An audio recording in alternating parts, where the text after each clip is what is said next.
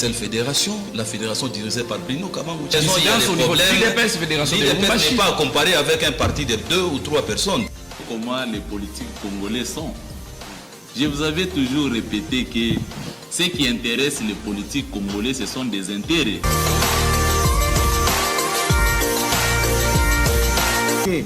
De nos amis qui sont dans l'union sucrée. L'union sacrée. Sucrée. Non, l'union sacrée. Je me demande...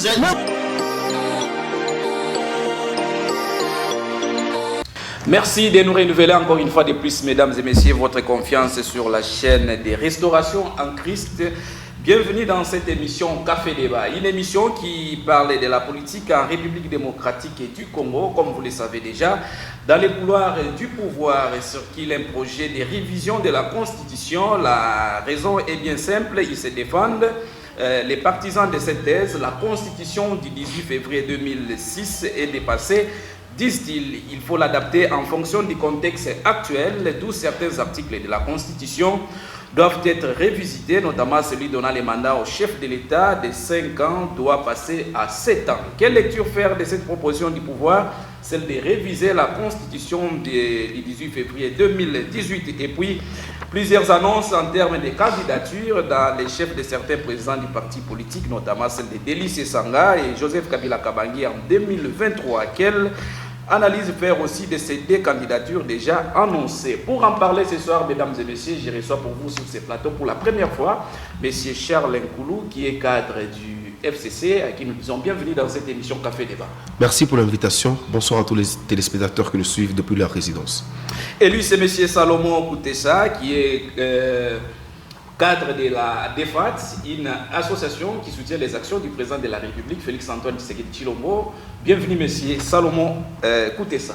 Merci, M. Trésor. Bonsoir aux téléspectateurs. Bonsoir, mes co-débatteurs. Je les invite à un débat démocratique ainsi que pédagogique parce que les milliers de téléspectateurs qui nous suivent ont besoin de la matière et nous allons les éclairer sur toutes les zones d'ombre qu'ils avaient comme problème. Bonsoir. Et lui, c'est M. Mohamed Enga, qui est président fédéral du parti politique en vol, parti cher au député national de Délice Sanga. Bienvenue, M. Mohamed Enga. Merci beaucoup, M. Trésor. Bonsoir aux téléspectateurs et bonsoir à mes co-débatteurs de ce soir. Enfin, lui, c'est M. Janon Pagna, qui est analyste politique de la ville. Merci, M. Janon Pagna, d'accepter cette invitation, surtout que vous avez voulu de votre absence dans cette émission. Voilà, merci pour l'invitation. Je salue mes co-débatteurs, je salue tous les téléspectateurs qui sont en train de nous suivre. Trop pris avec les enseignements de l'université. Voilà qu'on est là. Merci beaucoup. Je commence par vous, M. Charles Nkoulou. En termes de biscuits, c'est cette problématique au niveau de la ville de Lubumbashi liée au transport en commun, l'insécurité qui bat encore son plein dans la ville de Lubumbashi. Vous, en tant que leader, quelle lecture aussi faire par rapport à ce genre d'événements dans la ville de Lubumbashi? En fait, vous devrez comprendre que depuis une certaine période dans notre République, nous avons constaté une politique de débouchage. Et cette politique de débouchage devrait prendre le serviteur du peuple pour qu'il puisse embarquer dans un bateau qui est en train déjà de chavirer, le bateau de l'Union sacrée. Et le bateau est en train de chavirer. Ceux qui sont souples doivent déjà se jeter à l'eau, sinon ils risqueraient d'entrer dans une très grande profondeur. Peut-être on ne va pas les retrouver politiquement.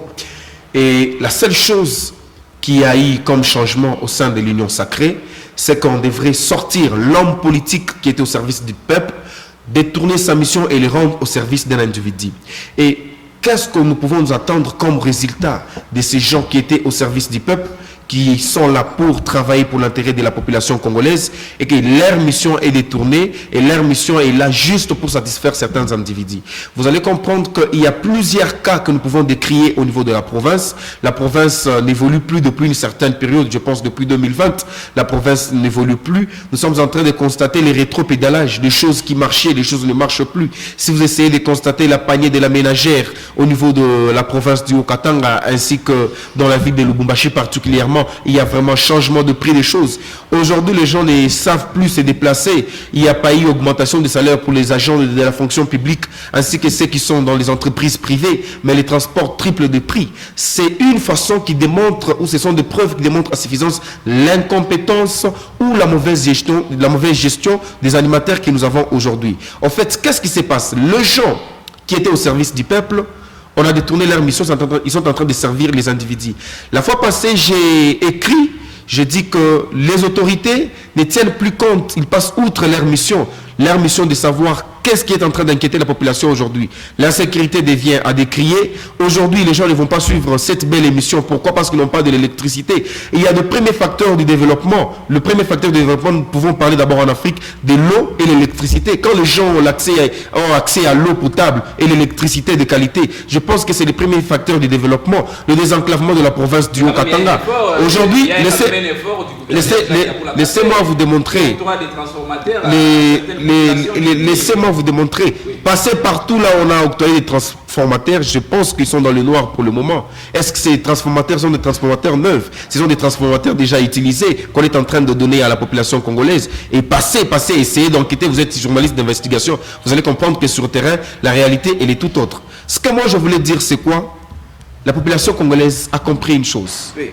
Les gens qui sont venus dans le système de nous dire le peuple d'abord, aider la population. Ils ont transformé leur slogan pour dire nos poches d'abord. Nous avons constaté dans notre pays les enrichissements illicites. Nous avons constaté dans notre pays les choses qui n'évoluent plus. Donc, aujourd'hui, pour conclure, je devais juste dire ceci. On avait besoin des gens qui ont le sens élevé du patriotisme pour servir notre nation. Mais aujourd'hui, on n'a pas de patriotes, mais on a des ventriotes. Les gens qui font la politique pour la survie. Monsieur Jalon Pagnan, votre lecture aussi en tant qu'analyste politique, cette recrudescence de l'insécurité au niveau de la ville de Lubumbashi. Bon. Finalement, on a changé certaines autorités au niveau de la PNC, mais ça ne tient pas toujours. Je pense bien que lorsqu'on parle des questions de sécurité, dans un État qui se respecte, il y a la part de responsabilité et on voit directement le ministre de l'Intérieur. Si c'est au niveau national et au niveau provincial. Mais je pense bien que la situation que nous assistons actuellement dans ce qui concerne la sécurité dans cette ville de Lubumbashi particulièrement et d'une manière générale dans la province du Haut-Katanga a été décriée il y a des mois, si pas plus une année. Et que le gouvernement provincial a fourni quand même des efforts jusqu'à ce jour où à doter les moyens logistiques. Voilà. Et on n'assiste pas à l'insécurité comme les années ou le mois passé.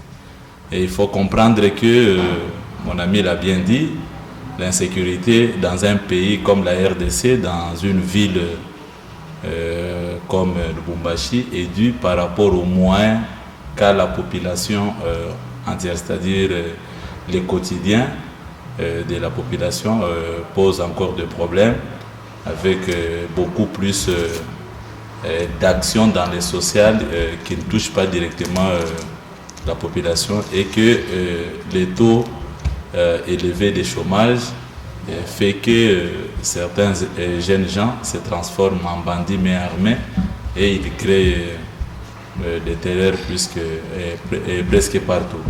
Alors je pense bien que ce qui est très important, ce sont les organisations non gouvernementales de la ville qui doivent nécessairement prendre leurs responsabilités pour alerter les autorités et qu'à leur tour, ils peuvent prendre des dispositions utiles pour que cette population de la ville de Lubumbashi puisse être totalement en sécurité. Mais jusque-là, ce que le gouverneur est en train de faire et ses collaborateurs, ça mérite quand même de les encourager. Il n'y a pas de dysfonctionnement, comme l'a dit M. Charles. Bon, les dysfonctionnements existaient, mais pour l'instant, je suis obligé. La province ne fonctionne pas normalement. Non, il ne faut pas. Bon, c'est son point de vue. Ça, c'est un langage politique. Il est acteur politique, il ne peut que mettre son avis, on ne peut pas l'empêcher.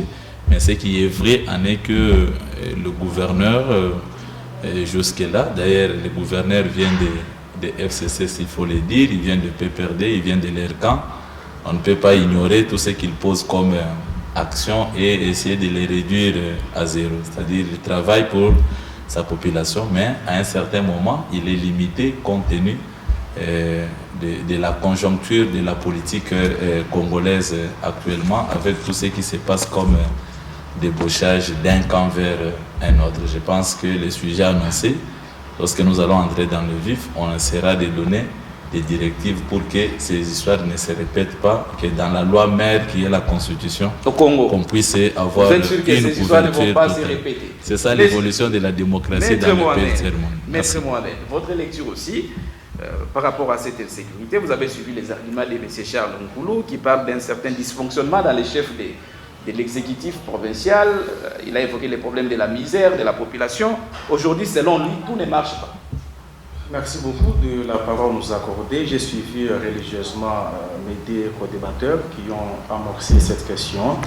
Mais il faut reconnaître que la question de la sécurité, c'est une question qui est pertinente, qui nécessite que chacun de nous puisse jouer sa partition dans la restauration de la sécurité à Lubumbashi. Pourquoi je dis cela? Parce que chacun de nous a une responsabilité dans l'insécurité. C'est vrai qu'il y a de l'insécurité à Lubumbashi. Il y a en premier lieu l'autorité compétente, l'autorité que ce soit provinciale ou celle de la ville, qui doit en principe mettre à la disposition du service compétent ou des services compétents tous les moyens nécessaires pour permettre à ces services de jouer leur rôle comme il se doit. Mais il ne faudrait pas aussi oublier que, en principe, les gens qui travaillent pour restaurer la sécurité, qu'on appelle des policiers ainsi que les agents de l'ANR et consorts, c'est quand même des citoyens congolais qui sont soumis à un certain nombre de besoins, mais lesquels besoins ne sont pas du tout, si vous voulez, résolus par le gouvernement central, parce que la police et l'armée entrent dans les attributions du gouvernement central. Oui. Mais lorsqu'on met à la disposition de ces gens des moyens conséquents, notamment de véhicules, des motos et consorts, mais les gens en question n'ont pas de l'argent pour répondre aux besoins de leurs membres de famille en ce moment-là. Mais il paraît qu'ils sont financés par l'exécutif provincial. Il y a un co-débatteur qui a parlé d'un certain dysfonctionnement. C'est vrai qu'ils sont financés, mais est-ce qu'ils sont financés à chaque mouvement des patrouilles? Il y a une gestion saine de ces fonds qui sont mis à la disposition de ces différents services. Ça aussi, c'est une autre question. Mais il y a aussi une responsabilité de la population, parce que généralement, c'est beaucoup plus des civils qui sont à la base de cette insécurité. C'est vrai qu'on parle aussi d'une certaine complicité entre les civils et certains hommes en uniforme qui sont en collaboration. Qui sont en collaboration justement avec la population. Donc il y a une complicité entre la population et les hommes en uniforme. Il faudrait que l'État joue sa partition dans la restauration de la sécurité, parce que ça c'est une obligation légale. C'est parmi, si vous voulez, le pouvoir régalien de l'État, c'est d'assurer la sécurité de la population. Et surtout que la sécurité provinciale dépend au niveau national. Oui, mais aussi la population doit, si vous voulez, collaborer avec les forces de sécurité, notamment en dénonçant. Parce que tous ces gens ici qui commettent de l'insécurité dans la ville, c'est des gens qui sont avec nous dans nos quartiers. Et c'est des gens que nous connaissons. Si vous connaissez par exemple que vous habitez avec quelqu'un qui a des mouvements suspects, ou vous avez des affirmations que telle personne est membre d'une bande criminelle, merci beaucoup. Le mieux à faire, c'est de pouvoir collaborer aussi avec les services de sécurité pour aider la population. Monsieur Salomon. L'incompétence au sommet de l'État, vous avez plongé la population dans une misère qui ne dit pas son nom. Voilà aujourd'hui les conséquences. Non, ici on doit être quand même pragmatique ainsi que patriote.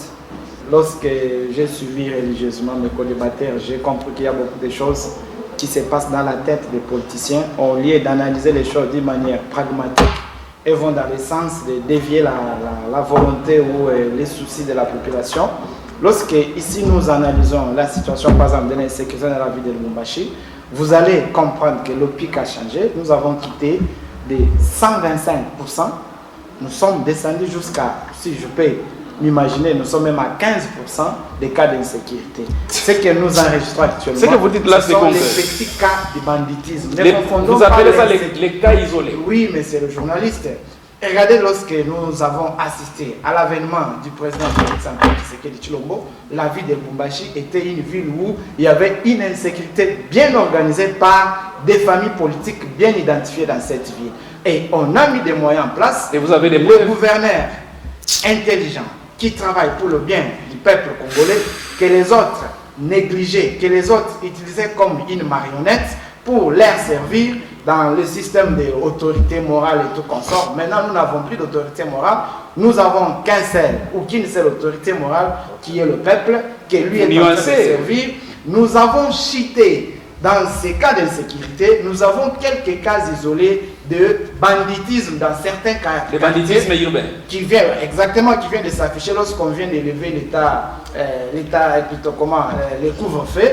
Nous sentons quelque part que voilà, à la Roachi ou à Katouba, il y a eu quelques maisons qui ont été... Mais que faire alors pour mettre fin à le gouvernement est en train de se battre pour trouver la paix. Mais dire que le banditisme peut s'arrêter, cela il faut. Pourquoi? Parce que vous êtes sans ignorer que la population congolaise ou la ville de Lubumbashi, c'est une grande ville qui est cosmopolite. Okay. Les bandits ou les gens qui sèment les terrains, ce sont toujours nos compatriotes congolais. Okay. D'où il faut qu'il y ait un problème de civisme. Et c'est quoi la cause? Lorsque vous trouvez que votre voisin il entretient certaines relations. Et cette collaboration entre la population ainsi que les forces de sécurité. Vous savez, ici, j'ai le droit de dire que même dans les forces de sécurité, il faut qu'on fasse encore les toilettages.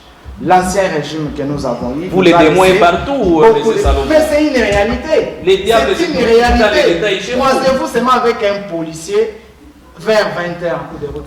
Qu'est-ce qu'il va vous faire?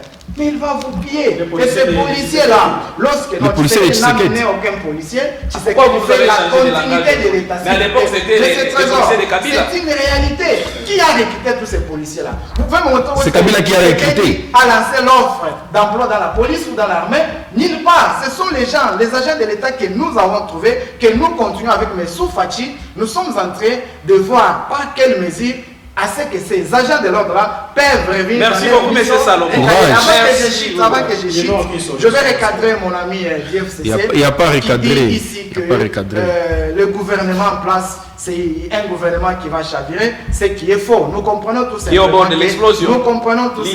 que c'est un problème de leadership. Ils ont perdu tout. Ils volaient. Ils ne volent plus, ils s'aimaient des terrains, ils ne s'aiment plus, ils étaient dans beaucoup de mafias, ils étaient dans les spectateurs te voient et comment tu transpires dans les détournements de fonds et le gouvernement en place. L'avènement de Félix est en train de boucher toutes ces portes-là, c'est là leur mécontentement. Merci beaucoup, M. Salomon. Rien ne va, tout va bien, merci. Le peuple est du côté du pouvoir, donc le peuple est avec Félix Antoine. Merci beaucoup, M. Salomon. Cela nous permet d'entamer avec notre première thématique. Mesdames et messieurs, vous avez suivi les arguments de tout un chacun. Sur ces plateaux, Maître Mohamed, je rappelle que vous êtes juriste. Quelle lecture faire de cette proposition du pouvoir en place, celle de révisiter certains articles de la Constitution de 2018? Quelle appréhension avez-vous par rapport à cette proposition? Merci beaucoup de la question, messieurs les journalistes. Il faut préciser que depuis un certain temps, nous avons suivi un certain labo, notamment de l'Union sacrée, qui a confectionné une révision constitutionnelle. Mais d'entrée de jeu, il faut préciser que la révision constitutionnelle en soi n'est pas criminelle.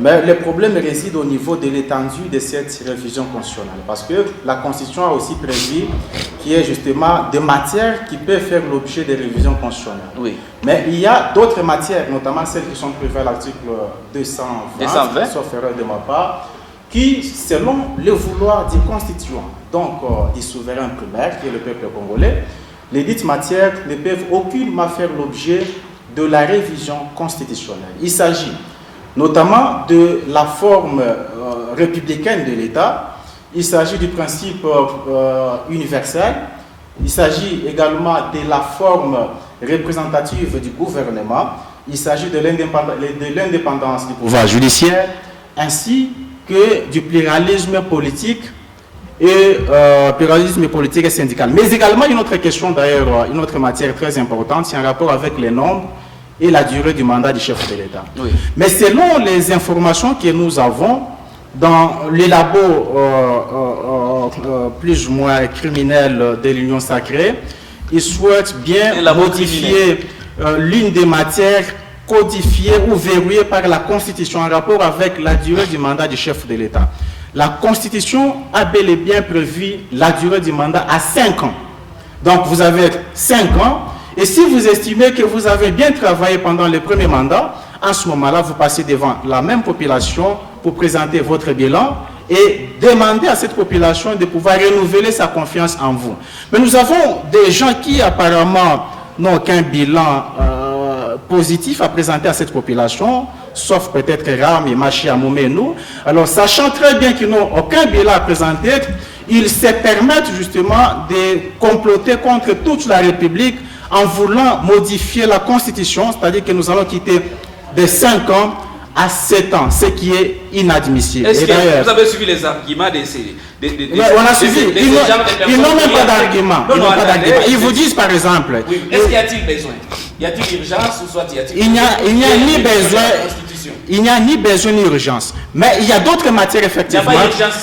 Il y a d'autres matières. Oui. Il faut clarifier, il faut classifier les matières. Oui. Il y a d'autres matières qui, pour nous, en vol et G13, peuvent faire l'objet de la révision constitutionnelle. Il y a notamment le fait de rentrer au détour de l'élection présidentielle, parce que, comme vous le savez, en 2006, il y avait l'organisation des élections en détour, mais c'est en 2011 que le régime Kabila, de mon co-débatteur, s'était permis de modifier la Constitution, justement pour éviter une éventuelle coalition au niveau de l'opposition, en quittant de 2 tours à 1 tour de l'élection présidentielle. Alors, maintenant, l'erreur, c'est quoi? Où la faiblesse de cette modification-là réside dans le fait que nous avons un chef de l'État qui a été élu avec, je pense, 8 millions de voix, sauf erreur de ma part, qui représente pratiquement moins de 10% de la population congolaise. Donc il y a un sérieux problème de légitimité. Il faudrait qu'on puisse rentrer à 2 tours de l'élection présidentielle pour nous permettre de renforcer la légitimité et faire de telle sorte que la plus grande part de la population congolaise, la majorité de la population congolaise, se reconnaisse dans l'action du chef de l'État. Merci beaucoup, Maître Mohamed, M. Charles Nkoulou. Votre analyse aussi par rapport à cette proposition initiée déjà au niveau du pouvoir en place, celle de réviser la Constitution, soit certains articles de la Constitution. Vous avez suivi M. Steve Bikaï qui a énuméré là-dessus bon nombre d'exemples en matière de révisitation de cette Constitution. Il y a aussi le professeur André Mbata. Votre analyse? J'ai été surpris et un peu étonné de voir certains ménopausés politiques par motivation sanguinaire. Non, est-ce qu'il y a moyen de... Non, je vais vous donner l'éthique. Calme tes alders, mon frère. Vous avez trop à défendre la population. Vous êtes habitué au mensonge. Restez dans les sujets. Et alors, quand je vois ces ménopausés politiques faire des propositions selon laquelle... Mbata est ménopausé politique. Je dis, quand je vois ces ménopausés politiques faire des propositions selon laquelle il faudrait que les mandats quittent de 5 à 7 ans. En entendant, je suis en train de voir que pour eux, c'était facile de critiquer l'action gouvernementale. Critiquer, c'est bien. Mais quand tu as tout pour faire, ça devient difficile. Dans ces pays, nous avons entendu un langage de 2019. À mi-2020, disons que les FCC était en train de bloquer la volonté du régime Tchilé-Gelou. Cette volonté de l'ange gardien qui devrait normalement sortir la population congolaise de sa souffrance, de sa misère et vivre le bonheur. Ce mariage a pris fin, nous étions à côté, ils ont eu tout ce qu'il y avait comme pouvoir. Et qu'est-ce qu'on a sur le terrain? Les fiascos. Enrichissement illicite. Le Congo reste la seule nation où il y a des tournements de millions. Si on ne vole pas de 1000, si on ne vole pas $100, ici il y a des tournements de millions. La révisitation. Avec une population très pauvre. Je reviens par là. Restons quand même dans les sujets. Alors qu'est-ce qui se passe? Ils font ces propositions pour se créer une place, se créer une considération. Et moi, je sais qu'aujourd'hui, ils ont peur d'affronter les élections. Pourquoi? Parce qu'ils n'ont pas d'argument. Qui peut aller dans les urnes voter la continuité de la misère? Qui peut aller dans les urnes voter la continuité de sa souffrance? La population n'est plus dupe. Ce n'est plus du temps de la Deuxième République où tu dois voter un candidat. Si tu ne le votes pas, il y a des représailles. Il y a une démocratie, bien qu'il y a certaines personnes qui veulent piétiner cette démocratie que Joseph Kabila a apportée dans ces pays, mais nous devons leur rappeler que la population elle est consciente. Elles ne veulent plus voter pour le malheur. Je dois vous rappeler sur ces plateaux qu'il n'est jamais temps pour servir sa population ou son peuple. Moussé Kabila qu'on a tant vanté dans ces pays n'a fait que 3 ans. La population avait un problème alimentaire, on a créé des cantines populaires.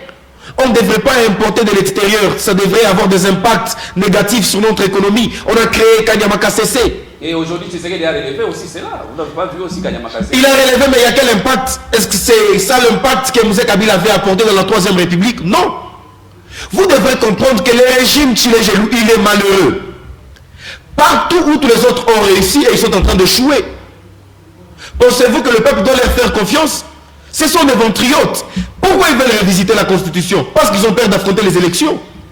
Mon frère l'a si bien dit. Mon frère d'envol, bien qu'ils sont en train de tituber, on ne sait pas l'air qualifié. Ils ont peur des élections. Ils ont quel argument présenter? Attendez, M. Séchard, lorsque vous entrez dans les... On est sur le plateau ici, maître venait de se plaindre, ou le prof venait de se plaindre par rapport à l'argent qu'on a détourné. Oui, ils ont arrêté l'hémorragie des rames. J'ai répondu. Lorsque vous suivez les arguments de ces gens qui proposent la révision de la Constitution, oui, ils évoquent certains articles, et à l'article 10, qui donne la nationalité congolaise à un bloc de personnes ayant foulé leurs pieds sur les sols congolais dans l'État. D'où aujourd'hui s'avère nécessaire pour qu'on puisse un peu revisiter ces genres d'articles. En quoi ça pêche? Revenez à l'origine de certains dirigeants africains. Et une fois, on était tous étonnés d'apprendre sur un plateau de télévision, on nous a dit que la mère du président que nous avons actuellement n'est pas congolaise, elle est angolaise. Qui ne sait pas que Barack Obama a des origines kenyanes? Est-ce que ce sont des arguments qui doivent nous motiver à réviser notre constitution? Non. Mais lorsqu'il a dit de l'article qui parle d'une élection présidentielle à 1 tour, à 2 tours, ça s'avère aussi important. En fait, vous savez pourquoi vous savez pourquoi que vous puissiez ressortir un peu vos éléments. Vous savez pourquoi moi je n'appuie pas même l'article dont mon frère Enga a présenté. Vous voulez que ça soit toujours verrouillé? Je voudrais que les élections soient à 1 tour. Vous savez, les niveaux... Oui, déjà qu'il y a une contradiction. Je dis ceci, oui. je dis ceci.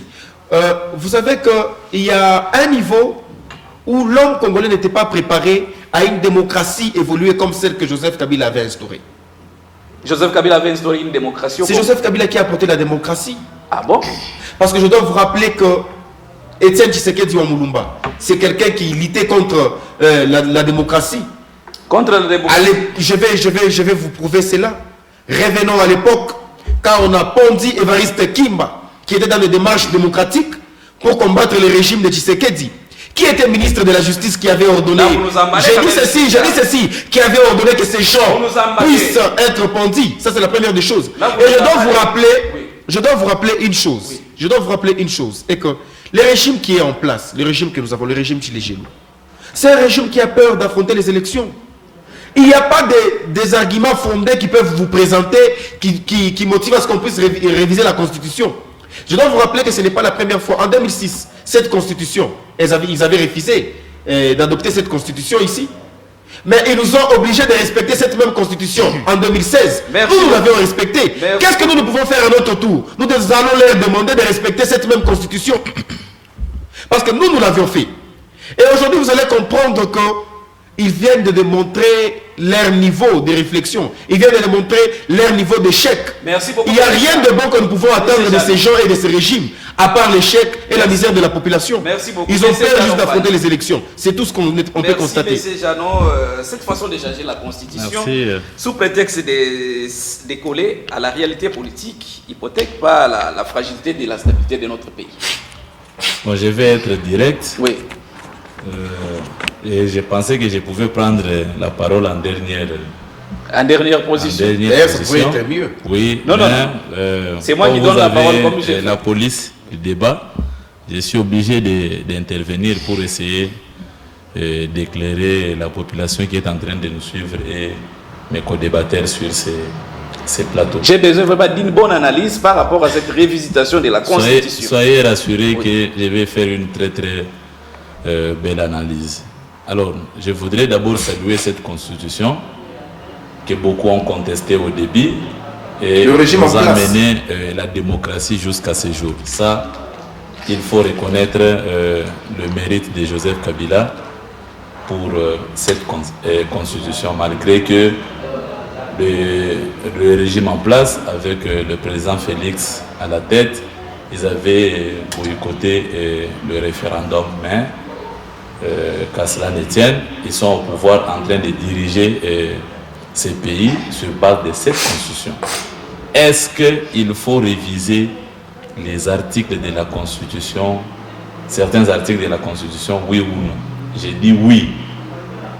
Mais comme je ne suis pas juriste et que j'ai un juriste à mes côtés, sur ce que je vais dire, ils sauront c'est quel article précisément qui est concerné pour être modifié. Je commence par dire que, m'allier à ce que le juriste a dit sur la légitimité d'un chef de l'État.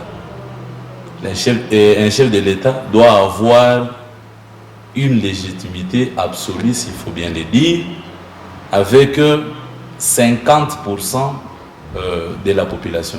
Il s'est important de faire les élections présidentielles à deux tours. Présentement, en République démocratique du Congo, c'est une urgence. Je ne pense pas que lorsque... Qui est rejeté en bloc du côté FCC. Si on le fait, oui, cela peut mettre à mal le fonctionnement de FCC, c'est-à-dire des élections présidentielles à deux tours. Je pense que même si vous faites les sondages, tout le monde est d'accord. Peut-être que l'FCC peut faire exception, mais même la société civile, même les indépendants, même ceux qui sont au pouvoir, tout le monde préfère de passer aux élections présidentielles à deux tours. Pourquoi nous disons cela?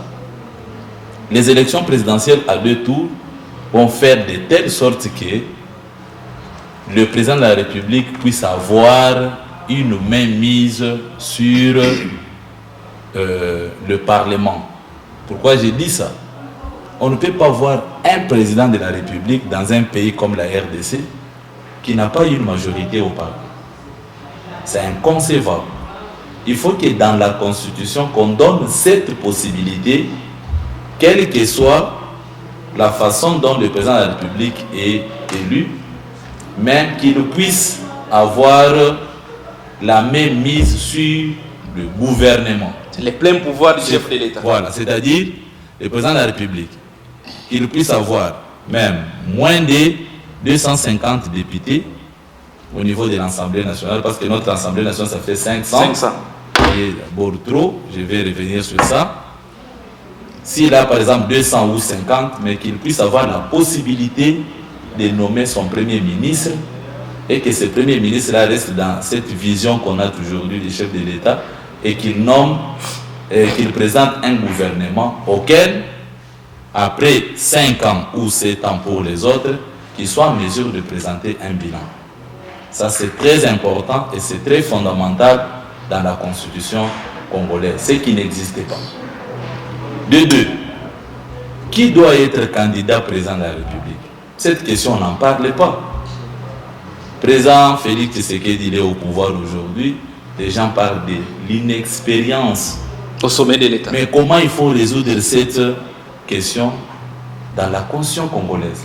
Les politiques ne vous disent absolument rien. C'est comme ça que nous nous suggérons, par exemple. Même les députés aussi. Hein? Voilà. Pour être candidat président de la République, il faut avoir géré une institution étatique. On peut aller à la limite à partir de maire de la ville.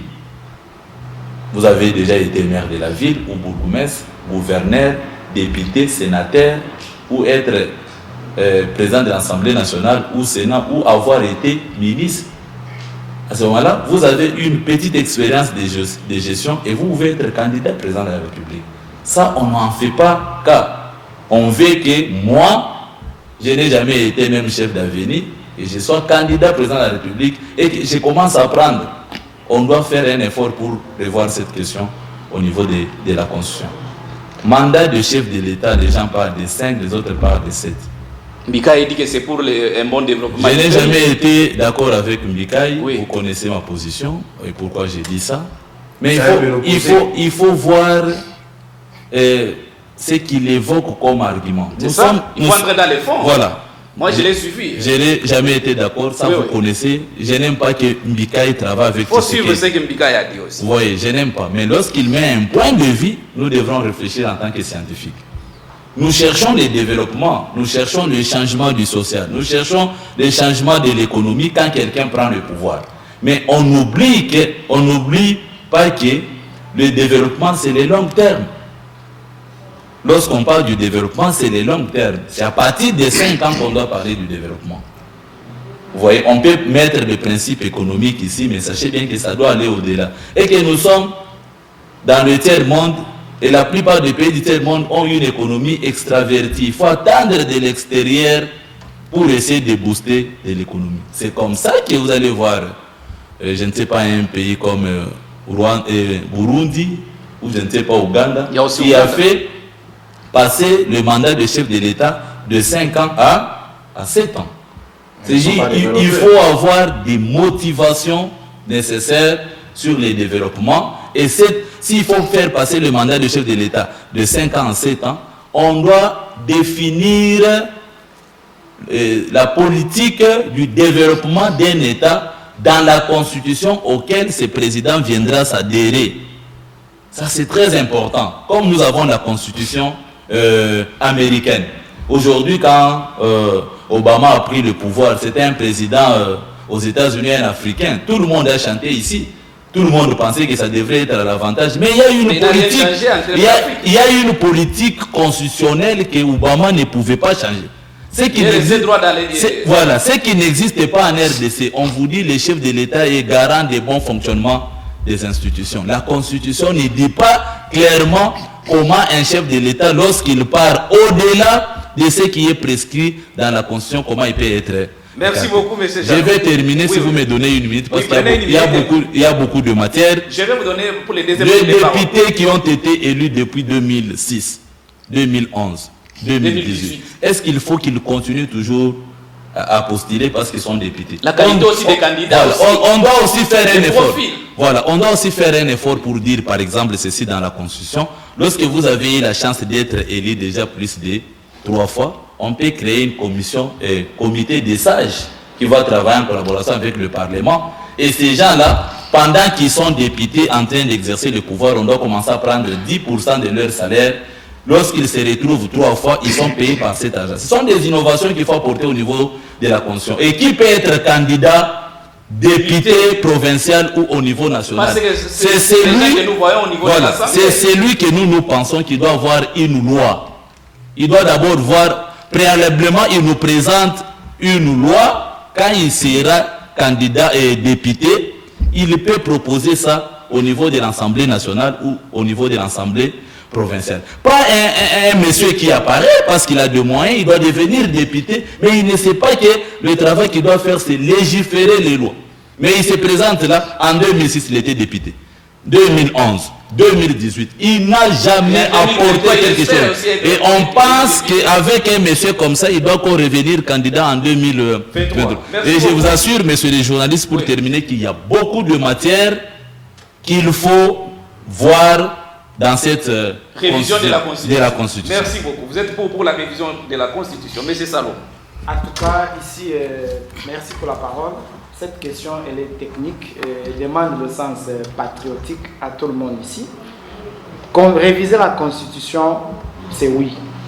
Pourquoi? Là, il dit des la Constitution, mais vous l'avez révisé. La Constitution que nous avons à une certaine période, vous l'avez révisé. a été taillée sur... Est-ce qu'il y a moyen d'avoir des élections aussi argumentées? Je vais vous donner la parole pour les élections. C'est une Constitution qui a été fabriquée pour protéger les intérêts d'un seul individu qui était Joseph. C'était une constitution taillée sur mesure. Exactement. Il y a beaucoup d'articles. Je vais prendre l'article qui dit le président de la République est élu, l'article 70 est élu au suffrage universel. Il est élu pour un mandat de 5 ans. Il reste en fonction jusqu'à la réélection d'un autre président de la République. Ça veut dire ici que le glissement qui est peut-être peuvent fuir est constitutionnel. Donc ici, président Félix Antoine Tshisekedi c'est un monsieur qui a la volonté de remettre les choses dans les rails. Ici, nous ne sommes pas dans un régime qui veut s'accaparer de tout. Les députés, quel est son rôle? Le rôle d'un député, c'est légiférer les lois ainsi que contrôler les gouvernements. Si M. Steve Mbika, qui est un élu, ou le professeur Mbata, qui est aussi un élu du peuple, ont proposé à ce qu'on puisse revoir certains articles de la Constitution, où est le mal? On doit aller avec cette question au niveau de l'Assemblée. Les textes sont des ménopausés politiques.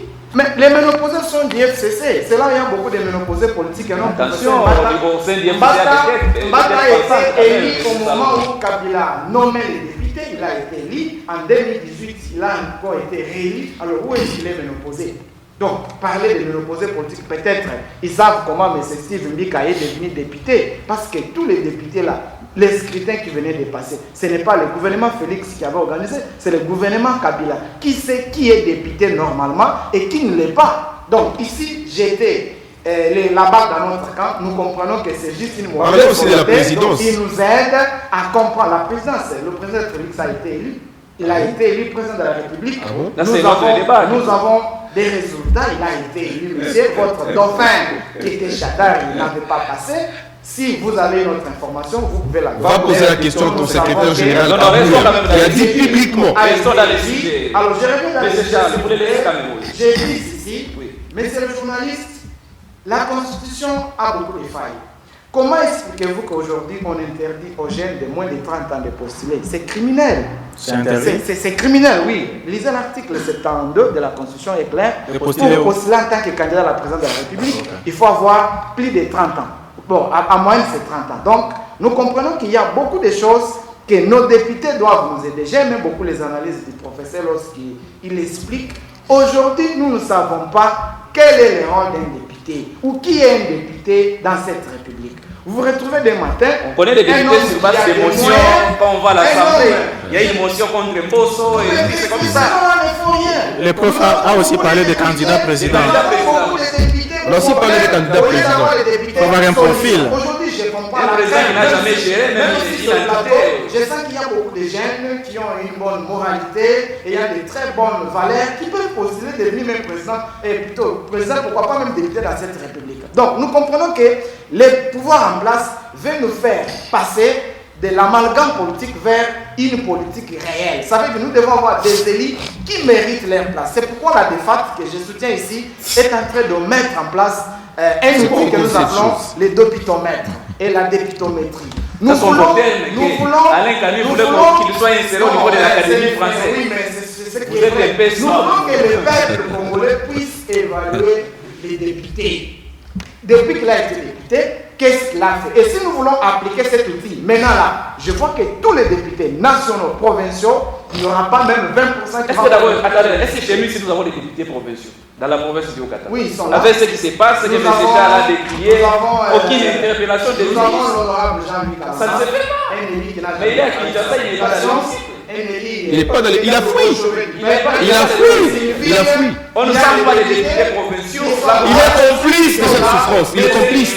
Il est complice. Mais ils sont complices. Ils sont complices, c'est clair. Ils sont complices. Les députés provinciaux sont là. C'est bien d'aller un peu. Ils font quoi? Vous renseigner au niveau de l'hémicycle provincial. L'honorable Vital Soumou qu'on voyait à l'époque. Qui n'ont jamais produit ne fût-ce qu'un édit. Non, ne confondons pas les choses. Ne fût-ce qu'un édit. Le gouvernement, les députés provinciaux ont le rôle de contrôler les gouvernements. Est-ce que le gouvernement ici est contrôlé par les députés? Le gouvernement est contrôlé. Il est contrôlé, monsieur. Ah bon? Les députés, c'est ce que nous avons amené au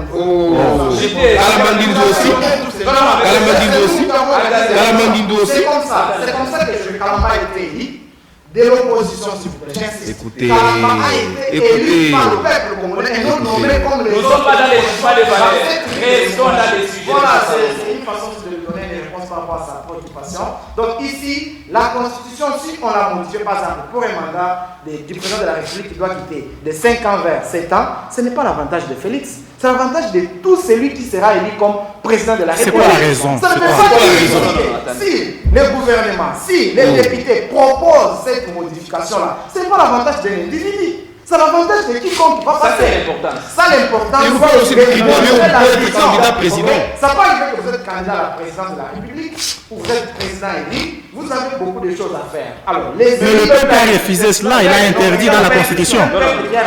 Mais c'est verrouillé, non? C'est pas possible. Je parle de l'article 220. C'est prévu l'article 220. La durée du mandat. L'article 70 n'est pas verrouillé. Au moins la durée du mandat. On dit bien 7 ans une fois. C'est 5 à 7 ans sur la durée, non? On ne peut pas aller dans 10 ans.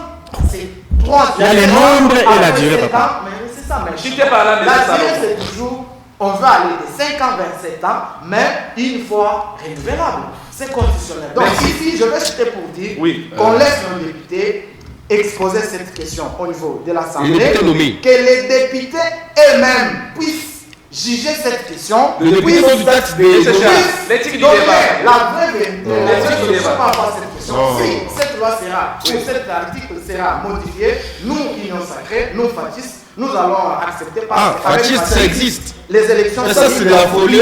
Il va gagner. Mais la Kabylie qui a géré dans la malédiction qui existe, qui a volé. Merci beaucoup. Toi, tu l'as Merci. Écoutez.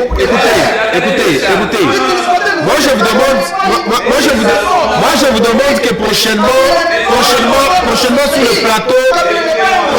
sur le plateau, écoutez, monsieur le journaliste. Sur le plateau, nous venons pour parler que la population comprenne la grande situation qui est en train de préoccuper notre pays. On ne nous amène pas de Diallo ici sur ce plateau. On ne nous amène pas de Diallo sur ce plateau. Vous avez compris? Ces gens viennent sur le plateau. Les gens viennent sur ce plateau pour vanter des personnes. Les gens viennent sur ce plateau pour défendre les criminels. Mais écoutez, arrêtez de défendre des voleurs et des criminels. Où est l'argent des rats? Où est l'argent des rats? Vous consommez vos minutes. Où est l'argent des rats? Quelle taxe? Ok. Apparemment, il y a quelqu'un qui vient sur le plateau qui maîtrise pas le texte. C'est quelle loi qui régit la taxe rap? Vous êtes en train de consommer vos minutes. S'il vous plaît. C'est quelle loi? Mais c'est quelle loi? Mais arrêtez de venir sur le plateau avec des mensonges. Vous êtes en train de détruire la population congolaise. Oui, arrêtez ça. Écoutez, laissez-moi dire une chose. Nous ne pouvons plus tolérer la continuité du régime qui régime. Le jour reste l'autorité au bout de doigts. Vous avez compris? Je comprends que tu viens sur le plateau pour rendre le compte à un individu. Alors que moi je viens parler à la population congolaise. Merci beaucoup de la parole nous accorder. Je voudrais dissiper le malentendu. Nous sommes sur le plateau, je vous ai présenté comme des leaders. Évitez ce jeu de ping-pong lorsque votre co-débatteur est en train de parler. Voilà. Vous interagissez. Et votre temps, l'éthique du débat, je vais vous accorder la parole, vous allez argumenter. S'il a mal parlé, vous pouvez encore modifier à votre tour de parole. Merci beaucoup. Je voudrais dissiper le malentendu qui a été allégué sur ce plateau par mon co-débatteur de l'Union Sacrée, Salomon. Monsieur Salomon. Il a soutenu ici que la durée du mandat ne fait pas partie des matières verrouillées par la Constitution, mieux par les souverains primaires. Je voudrais lui rappeler ici que les nombres et la durée du mandat du président de la République fait bel et bien partie des matières qui sont verrouillées à l'article 220 de notre Constitution. Je voudrais aussi dissiper notre malentendu parce qu'on nous a laissé entendre que RAM est une taxe. C'est une taxe. Je voudrais préciser qu'une taxe est préalablement prévue par la loi. Que ce soit la taxe, l'impôt ou la redevance. À ma connaissance, il n'y a aucune disposition légale dans notre pays qui prévoit ce qu'on appelle abusivement taxe appelée RAM. Pour nous autres, c'est une escroquerie institutionnalisée. En principe, ils doivent rembourser l'argent du peuple qu'ils ont volé. Donc, il fallait dissiper les malentendus. Non, je n'ai pas encore fini. J'ai aimé l'intervention des profs. Parce qu'il a souhaité effectivement, c'est vrai qu'il y a des conditions qui sont là, que ce soit dans la Constitution, mais également dans la loi électorale. Donc il y a un profil qui est prévu pour qu'on soit candidat député ou candidat président de la République. Mais je souhaite que ce soit vraiment renforcé parce que ce n'est pas quand même important que nous ayons, et même honnête, que nous ayons des gens qui n'ont jamais dirigé quelque part et qui passent directement président de la République. C'est pour cette raison que vous allez constater qu'il y a un stage plus ou moins déterminé à la présidence de la République, où il y a des scénarios scandaleux ou des scandales à répétition, tout simplement parce que les gens n'étaient pas préparés à gérer la République. Il faudrait justement qu'on puisse renforcer des conditions comme le veulent les gens de l'Union sacrée, ils veulent modifier la disposition en rapport avec la nationalité, mais ça c'est aussi un autre débat. Il faudrait qu'on puisse renforcer les conditions pour qu'on soit candidat non seulement député, mais aussi candidat président pour nous éviter les stages indéterminés ou éternels à la présidence de la République. Il y a une autre question importante en rapport avec la nationalité, parce que il y a des gens apparemment qui veulent jouer avec cette question. C'est une question un peu glissante en rapport justement avec la nationalité congolaise. Si réellement on veut toucher à cette question, on sera obligé d'exclure plus de 80% de la population congolaise. Pourquoi? Vous êtes sans ignorer que la majorité de la population congolaise qui vit dans les frontières, c'est une population qui a plus ou moins une nationalité douteuse. Vous avez des Tchokwe qui sont en Angola, qui sont au Lualaba, qui sont au Kassai, qui sont en Zambie, qui sont au Mozambique. Il y a aussi les Bemba. Il y a des Bemba, il y a des Pende. Tous les peuples qui sont frontaliers ont des sérieux problèmes. Alors moi, je souhaite, parce qu'on nous parle des élections inclusives, tout ça, je souhaite qu'on évite de toucher à cette question parce que ça va créer plus de problèmes, ça va créer la division et ça risque même de nous créer une guerre civile que nous ne voulons pas. Il faudrait qu'on puisse réfléchir froidement sur des pertinentes réformes à opérer, non pas pour l'intérêt d'un individu ou d'un camp politique, mais plutôt pour perfectionner notre constitution pour l'intérêt donc de la population congolaise. Merci beaucoup, M. Charles. Vous avez aussi 1 minute 30 en termes de réaction parce que nous sommes présents. Mon co-débatteur n'a pas parlé 1 minute 30, mais je pense que c'est très non, il est à son jour de parole. Je ne parle pas de lui, mais je parle de Maître Enga. Ok, ça va. Il n'a pas obtenu 1 minute 30, donc essayez au moins d'équilibrer les chronos. Il n'y a pas de problème. Allez-y. Vous devez comprendre qu'aujourd'hui, il faut se poser une question. Pourquoi toutes ces agitations autour de la Constitution en 2022? Je dois vous rappeler que dans ces pays, depuis une certaine période, nous avons constaté que l'arme du mensonge s'est installée. Les gens ne se concentrent plus au travail, mais les gens se concentrent à présenter les mensonges à la population. Et qu'est-ce qui se passe? Quand vous avez un mandat, quand vous êtes en train de gérer, vous ne devez plus vous justifier par des mots, mais par des actes. C'est le bilan qui doit prouver à suffisance que voilà, il y a une personne qui travaille, voilà, il y a une personne qui est à la hauteur. Je dois vous rappeler qu'il y a quelque temps dans ces pays, le ministre des Finances du gouvernement, Wario Souchi-Legelou, est passé à la télé pour nous dire que les gouvernements congolais venaient de mobiliser le moyen comme on n'en a jamais atteint. J'étais très content dans mon coin, je me suis dit, voilà, au moins ils ont produit un travail de qualité et nous allons attendre de preuves. Ça n'a pas pris beaucoup de temps pour découvrir que ce n'était qu'un mensonge. Vous avez compris les accrochages qu'il y a eu entre le président fabriqué de la commission électorale ainsi que le ministre de la CENI. Les élections de gouverneurs qui étaient prévues au mois de janvier par le président Tshisekedi, avril. On a répété ça aussi avril. Écoutez, je suis en train de parler. Prochainement, je vais vous demander une chose. Ne nous amenez pas sur le plateau les élèves, ils se mettent quelque part, il y a une situation politique, ils partent avec des cahiers, on leur apprend à mentir sur le plateau. Beaucoup de gens, écoutez, beaucoup de gens accordent de l'importance à cette émission. Il faudrait qu'ils comprennent au moins. Nous devons parler par des langages qui sont faciles. Aujourd'hui, nous devons leur faire comprendre que tout ce qu'il y a, ils ont peur. Parce que la gestion n'a pas été normale. Pourquoi les bons gestionnaires n'ont pas peur d'affronter les élections? Je dois vous rappeler que je l'ai dit quand vous m'avez posé la question de la Constitution, qu'il n'est jamais temps pour servir son peuple. Je prends l'exemple de Magufuli. Magufuli, à son premier mandat, la République de la Tanzanie avait connu un décollage très facile. Pourquoi on n'a pas touché à la Constitution tanzanienne? Pourquoi on n'a pas touché à certaines lois de la République? Et il est allé se représenter pour la deuxième fois aux élections. Vous avez compris ce qui est arrivé. Pourquoi il avait confiance que je suis un serviteur du peuple? Mais qu'est-ce qu'il y a au Congo? On a les gens qui sont là pour d'abord se servir et ne pas servir la population congolaise. Et qu'est-ce qu'il y a? La population, elle n'est pas type, elle est consciente. On a peur d'affronter ces élections. Je vous rassure que sur ce plateau, même si on fabriquait un candidat en carton, il va battre le candidat du régime Tchilegelou. Parce qu'ils n'ont rien comme argument. Voilà, je suis en train de finir. Je suis en train de finir. Vous allez comprendre que toutes ces agitations, ce n'était pour rien. Je parlais du mensonge du ministre des Finances. Aujourd'hui, la CENI vient de prouver à suffisance qu'on n'a pas assez de moyens. Mais c'est pas même les sujets. Les élections de gouverneur. Non, attendez. Il faut démontrer. Si on vient sur le plateau, la thématique était celle de modifier la Constitution. Et aujourd'hui, pourquoi? Je dis ceci. Et aujourd'hui, pourquoi on parle de modification de la Constitution? C'est parce que le régime tchilégelou a peur d'affronter les élections. Mais le peuple qui est les souverains primaires même doit comprendre pourquoi toutes ces agitations. Vous savez, aujourd'hui, nous, on est des analystes politiques. Et on a deux rôles. Premier rôle, d'édifier la population. Les gens qui sont en train de nous suivre. De les orienter vers un bon chemin. De ne pas suivre le chemin des sacréocismes et des dialoguismes que nous sommes en train de recevoir. Nous, on ne l'a pas fait. Je dois vous dire une chose. Si les gens ont connu les élections dans cette république, si on parle élection, ça fait partie des grandes œuvres de la démocratie ou de la bonne gestion de Joseph Kabila.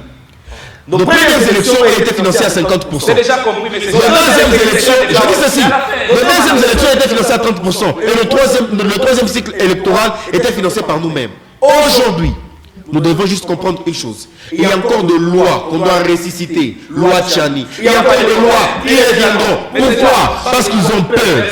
C'est la peur qui est en train d'agiter nos frères ainsi que nos amis de l'Union sacrée. Merci, monsieur le journaliste. Nous avons perdu le temps. Oui. Et pourtant, les téléspectateurs attendaient que nous puissions les éclairer sur la modification de la Constitution.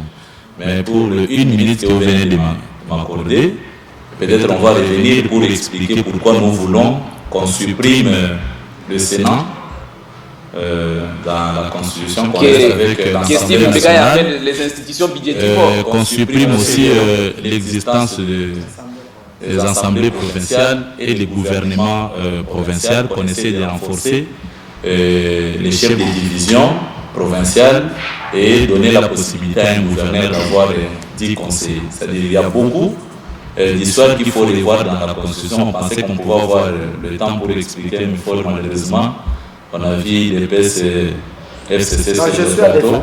Je sais bien que ce sont des amis après cette émission, ils vont continuer à être en Merci beaucoup. C'est par ici que nous mettons un terme à cette émission. Café Débat, mesdames et messieurs, vous étiez nombreux en train de la suivre. J'avais le réel plaisir de recevoir pour vous sur ce plateau M. Charles Koulou, qui est cadre du FCC, à qui nous disons merci d'avoir accepté à notre invitation. C'est moi qui vous remercie. Et lui, c'est M. Salomon Koutesha, qui est cadre de la DEFAT. Merci, M. Salomon. Merci, M. Trésor. Merci à mes co-débatteurs. Les téléviseurs doivent comprendre que nous sommes dans un débat politique. Après le débat, nous sommes une famille, nous sommes tous Congolais, donc on n'est pas ennemis. Merci vraiment pour cette émission. Merci, Maître Mohamed. Merci, M. Trésor. Merci surtout aux téléspectateurs de la radio-télévision Golgo. M. Janou Pagna, merci d'avoir accepté quand même cette invitation. Merci. Je tiens personnellement ici vous dire que le docteur Denis Mukwege, voilà, il a été honoré hier à l'université de Lubumbashi. C'est un monsieur qui mérite beaucoup pour la République de nous étions là sur place, il a animé une conférence. Nous avons été édifiés sur beaucoup de choses qui se passent dans cette partie de la région. Merci et surtout bonne fête à toutes les mamans qui fêtent leur mois des femmes. Vous n'avez pas quand même souhaité aux mamans leur fête parce qu'ils sont en train de... C'est tous les mois, les mois de mars. Nous avons une émission spéciale. Je crois la prochaine émission, je vais inviter les femmes politiques. Ils vont faire aussi l'émission à débat ici. Question de promouvoir aussi les femmes. J'ai dit quand même, je souhaite bonne fête à notre maman Evelyne Mboko, à qui nous souhaitons encore joyeuse fête du mois de mars. Et ainsi qu'à toutes les mamans. Trésor Massanka, c'était moi. D'ici là, portez-vous bien. À la prochaine.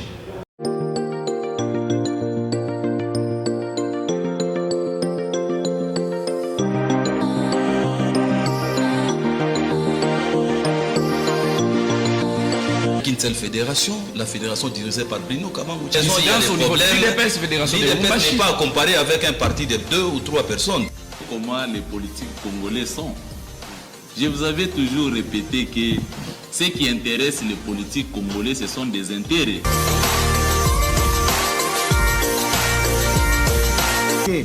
De nos amis qui sont dans l'union sucrée. L'union sacrée. Sucrée. Non, l'union sacrée. Je me demande...